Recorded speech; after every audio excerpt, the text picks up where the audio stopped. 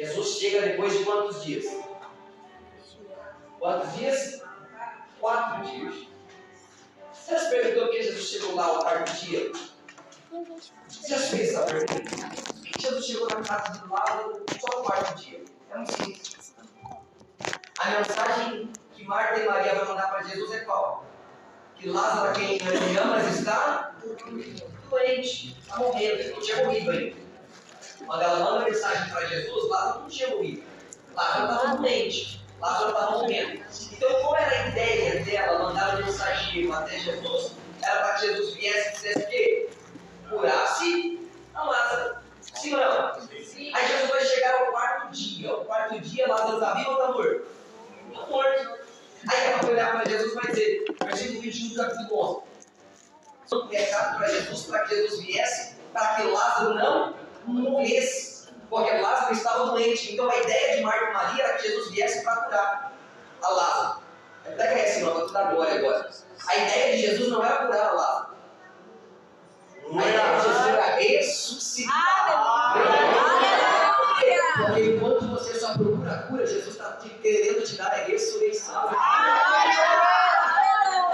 Porque você vem para a igreja através de cura. Ele está dizendo, eu não quero só te curar, eu quero te ressuscitar. Porque se ele cura, a enfermidade vem para embora. Mas quando ele ressuscita, aleluia! Esse para lá que é a mensagem de hoje. Aleluia! Isaías capítulo de número 6 é o texto escolhido pelos irmãos para essa linda festa. E eu já quero dizer aqui que eu vou ficar muito bravo se não tiver uma camiseta dessa para mim no final do culto. Não, se não tiver, se não sabe onde eu moro, Mazinho vai deixar uma camisa dessa lá em casa. Senão eu vou orar, viu? Se eu vou orar, eu vou mandar anjo aqui, agora aqui, para quem não comprou a camiseta da minha. Pega ele, Jesus, desce com espada, por favor. Vai perder o sono lá. Brincadeira. Mas eu puder abençoar o pregador com a camiseta bonita dessa aí. Lindo demais, vocês estão de parabéns com essa camiseta maravilhosa. O texto que vocês escolheram, Isaías capítulo de número 6, foi me dado um bom tempo, então não dá para pregar exatamente tudo aquilo que Deus colocou no meu coração. Esse texto de Isaías capítulo 6 é um capítulo muito sublime, é um capítulo muito belo, um capítulo muito diferente, é um capítulo que enche os olhos da gente ver. Para a gente começar a entender quem foi Isaías. Isaías foi o profeta que mais profetizou a vinda de Cristo. 500 anos antes ele está profetizando sobre um Messias, alguém que viria. Esse Isaías vai ser reconhecido como profeta messiânico porque mais vezes profetizou a vinda de Cristo. Isaías é conhecido como profeta do palácio. Se você for estudar a história de Isaías, Isaías não passou por opróbrio. O que é o próprio pregador? Perseguição. Isaías não teve dia mau. Isaías não foi lançado em óleo de caldeirão quente, de óleo, não foi lançado em caverna com leão, não foi amarrado, não foi preso, não foi chicoteado. Não, com Isaías não teve nada disso. Isaías é conhecido como profeta do palácio, porque o período de profeta que Isaías foi, a palavra profeta vem da ideia de aquele que é porta-voz de Deus. É esse Isaías que vai ser o profeta do palácio. Ele vai ser porta-voz de Deus no palácio. Porque tem gente que acredita que tem que viver um monte de coisa ruim para ser profeta. Ao contrário, nem sempre. Isaías não teve nenhum tipo de perseguição e foi profeta. O problema da gente é que a gente acha que para ser profeta eu tenho que ser perseguido. Se eu não estou perseguido, eu não moro. Se eu não for perseguido, eu não busco. Aí alguém pergunta, por que eu tenho uma prova atrás da outra? É claro, se você não tiver prova, você não mora. Então você não serve para ser profeta do palácio. Você vai ter que ser profeta da perseguição. Mas se você entender que se você adorar a Deus, não só em dias maus, mas em dias de paz, você vai acabar com os dias maus. Mas desde que permite um dia mau para te testar. Lembra de João capítulo 6? Quando Jesus está lá, 5.000 pessoas assentadas, o texto diz que ele perguntou para Felipe para o testar. Tem pão para alimentar todo esse dia? Aí ele disse, não tem. Aí Jesus disse, é claro. Porque você só entende e consegue observar o meu poder quando não vê pão. Aí o texto diz que veio André. Ele disse, tem um menino aqui. Eu digo, faz 2 vezes. Aí Jesus disse, então tudo bem, vou multiplicar. A ideia de uma vida bem sucedida com Cristo é, não me busque só nos dias maus. Porque se você me buscar quando tudo estiver bem, quando você viver os dias maus, você nem vai sentir. Simples, é muito simples a vida do crente. Por quê? Enfrentar a tempestade e não ter medo dela não significa que eu não me atemorizo com o que está à minha volta. Significa que eu não devo temer, porque quem está no controle do meu barco não perde o controle. Deixa eu dizer um negócio para vocês aqui, para vocês entenderem. Deus não está no nosso hoje. Deus está no nosso amanhã. Aleluia, Jesus. E se Deus está no meu amanhã, o meu hoje para ele se tornou ontem. É paradoxal isso aqui, mas é para a gente entender. Deus não está no meu hoje. Deus está no meu amanhã. E se ele está no meu amanhã, o meu hoje para ele se tornou ontem.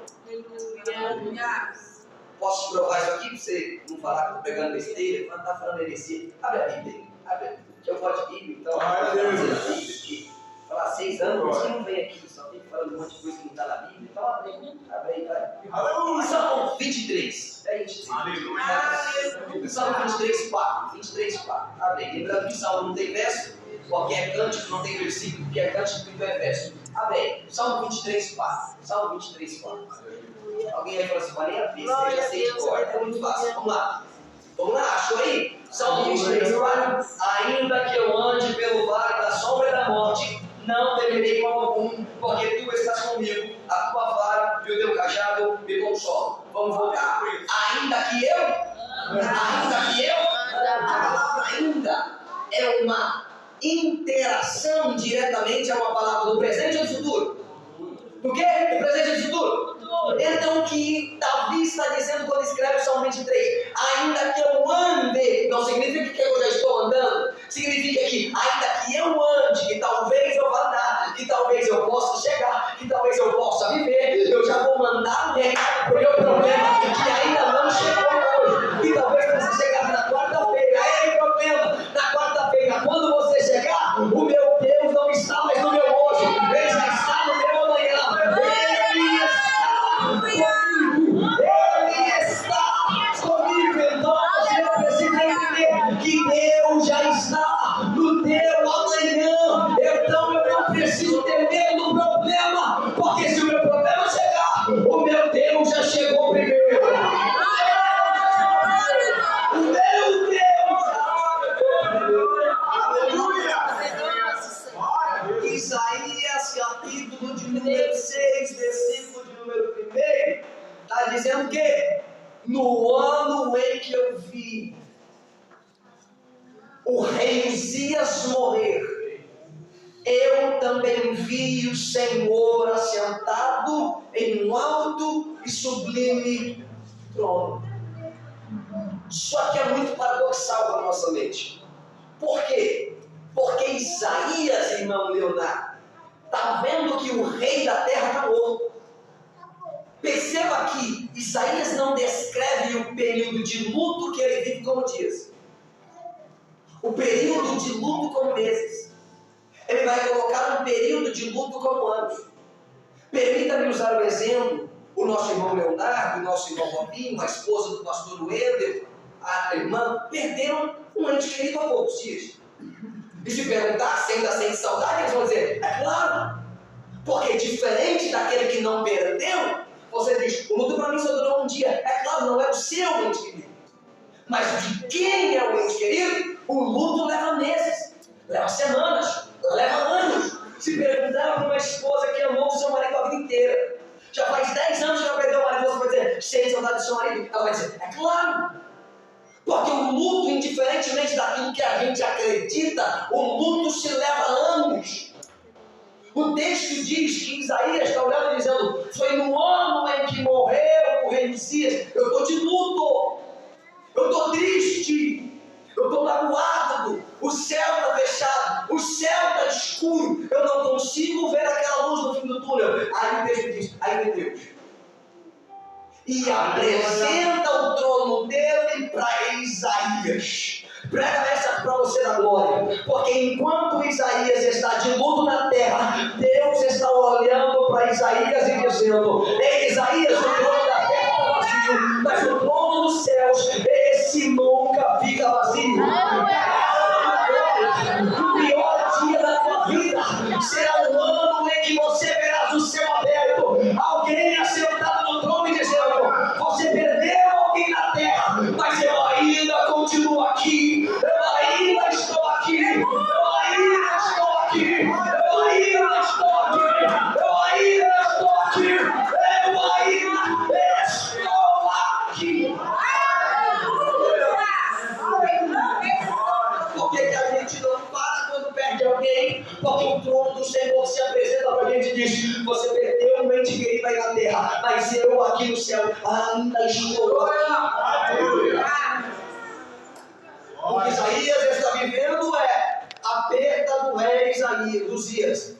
Rei Uzias, quem foi o rei Uzias? O 10º rei da nação de Judá. Reinou durante 50 anos. Um dos maiores reis que a nação de Judá já teve foi Uzias. Se você ler 2 Crônicas, capítulo 25 e 26, você vai entender o tamanho desse rei Uzias. Ele reina sobre a nação de Judá durante 50 anos. Sabe aquele equipamento bélico chamado catapulta? Que é uma espécie de uma colher bem grande, amarrada com um elástico ou com um equipamento que lança pedras sobre os seus inimigos? Sabe aquele equipamento bélico chamado catapulta? É a invenção de Uzias. De Uzias. Se você ler 2 Crônicas, capítulo de número 26, versículo 15 ao versículo 19, você vai entender e aprender que quem inventou as catapultas foi Uzias. Uzias, ele trouxe diversos tipos de coisas boas para a nação de Judá. Encanamentos como água, alimentos, adubos para a terra. Uzias foi um dos maiores reis que a nação de Judá já teve. Por isso que ele reinou 50 anos. O texto diz que um dia, quando você for ler em Crônicas, você vai ler que um dia esse Uzias vai se achar tão grande, mas tão grande que vai entrar no templo. Quando ele entra no templo, 70 anciões estão lá. O texto diz que Uzias entra no templo e vai oferecer incenso a Deus. Mas ele não é da tribo de Levi, então ele não é levita. Porque só pode ser chamado de levita quem é da tribo de Levi. Levita não é quem canta. Levita é descendente de Levi, que nem sempre levita é cantar. Levita é aquele que servia adoração a Deus no templo. É só você ler a Bíblia, é só você ler Êxodo, Levítico, você vai entender isso aqui. Levita não é quem canta. Levita é quem carrega a presença de Deus nos ombros. Porque tem muita gente que canta, mas não leva a presença de Deus. Tem muita gente que não canta nada e leva mais a presença do que quem canta. Você tem pastor. O texto diz que Uzias vai entrar no templo e vai oferecer incenso. O sacerdote foi lá para ele e dizer: está fazendo o que aqui, Uzias? Aí disse: oferecer incenso. Aí disse: mas você não pode, porque você não é sacerdote. Aí disse: mas eu sou rei. Aí disse: mas só pode oferecer incenso quem é sacerdote. Levita, você não é nem sacerdote, nem levita, você é rei. Ele disse: então, porque eu sou rei, eu posso fazer o que eu quero. Ao contrário. Ao contrário. Porque tem gente que acha que qualquer rei pode fazer o que quiser na igreja. Não. Pode não. A igreja ainda tem dono. Por isso que você entende aqui. A sua coroa só tem valor dessa porta para fora, porque dessa porta para dentro só tem uma coroa que brilha. Desculpa se tiver alguém aqui que passou na OAB, estudou durante 6 anos para se tornar advogado. A tua carteirinha de advocacia só vai dessa porta para fora, porque dessa porta para dentro só tem um advogado do advogado. Ele é o juiz do juiz. E a gente precisa de entender que o mérito que eu tenho lá fora só vai dessa porta para lá, porque dessa porta para dentro todo mundo é igual. Todo mundo é para servir. Diz assim: piti. Não só assim, piti. Assim, para de dar piti, mano. Deu piti, mano. Sou rei. E daí você é rei, rapaz. Daí. Não, pastor, tem gente que diz: porque eu te ensino assim, não. Você não tem um pouco de noção? O que eu tenho a ver com isso? Você não está entendendo, não? O nome da igreja ainda se chama Yeshua.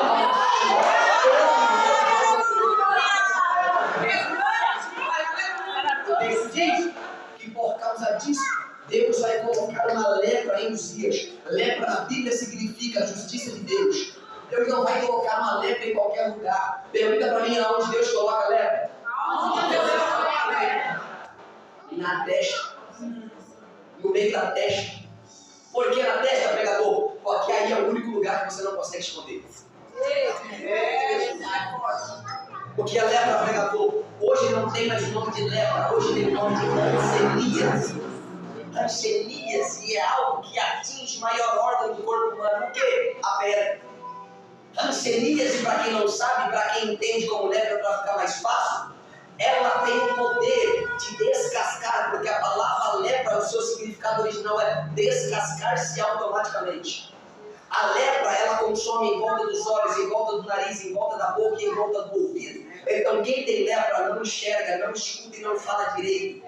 As pontas dos seus dedos são consumidas, as unhas caem, o cabelo da cabeça se solta. Isso é lepra. A lepra significa aquele que pecou contra Deus. Lembra quando Miriam vai se levantar para falar de Moisés? O problema é que a gente acha que a traição vai vindo de longe, sendo que a traição que machuca de verdade é sempre de perto. Deixa isso para outro dia. Você tem pastor, outro dia o pastor Leandro explica para você isso aqui. O texto diz que Miriam vai falar mal de Moisés, e o texto diz que Deus afastou Miriam e disse: vai ficar fora do arraial até se curar da lepra, porque quem mandou falar mal de profeta? Alguém do seu lado diz assim: cuidado. Cuidado. Cuidado. Com quem que você está falando?